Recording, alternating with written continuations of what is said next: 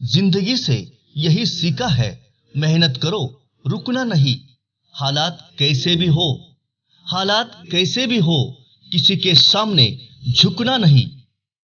या शब्दातली ताकद आणि त्याचं मूर्तिमंत रूप म्हणजे आम्हा सर्वांचं जीवाभावाचं व्यक्तिमत्व आदरणीय निलेशजी राणे. संघर्ष हा रक्तातच असावा लागतो. हा विचार आणि वारसा त्यांना लाभला तो केंद्रीय मंत्री आदरणीय नारायण राणे साहेबांकडून. त्याचमुळं अगदी कमी वयातही ते देशाच्या सर्वोच्च सभागृहात पोहोचले आणि बॅरिस्टर नाथपै, मधु दंडवते यांच्यासारख्या अभ्यासू नेत्यांची परंपरा त्यांनी पुढं चालू ठेवली.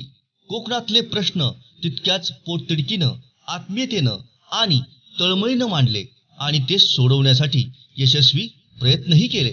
प्रत्येकाच्या जीवनात चढ उतार हे येतच असतात.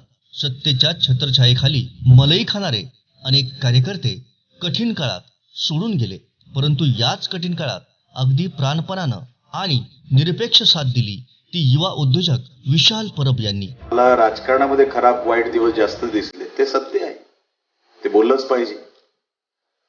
पण त्या दिवसांमध्ये कोण उभं राहिलं ते पण लोकांना कळलं पाहिजे. अनेक लोक, तुम्हालाही माहिती आहे, तुम्हालाही त्याचा अनुभव आहे, समोरून बोलणारे वेगळे असतात, रात्री अंधारात कोणाला भेटतात. राजकारण कसं बदलत जातं, व्यक्ती कसा बदलत जातो. म्हणून विशाल सारखी लोक तशी सहजासहजी मिळत नाही. माझं नशीब आहे, कारण का मी मंदिरात देव शोधला नाही, मी व्यक्तीमध्ये शोधला, मी माणसात शोधला. मी जास्त मंदिरात कधी जात नाही, कारण का माझा माणसांवर विश्वास आहे. आणि म्हणून मी माणसांमध्ये देव बघितला आणि त्याच्यातला एक विशाल परब आहे.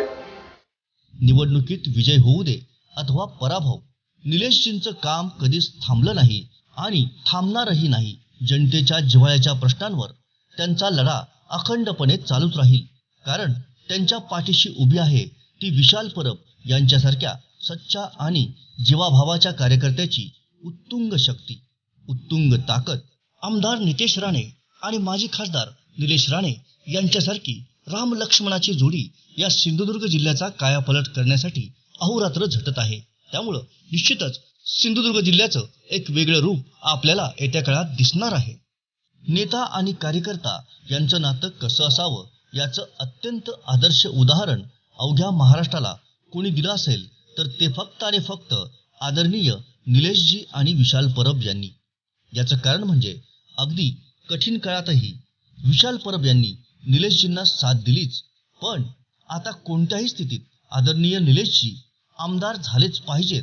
यासाठी आज विशाल परब यांनी एकच शपथ घेतली आहे की कोणत्याही स्थितीत आदरणीय निलेशजींना आमदार करायचंच. आदरणीय निलेशजी, आपण फक्त विजयाचा गुलाल उधळायचा. जय भवानी, जय शिवाजी.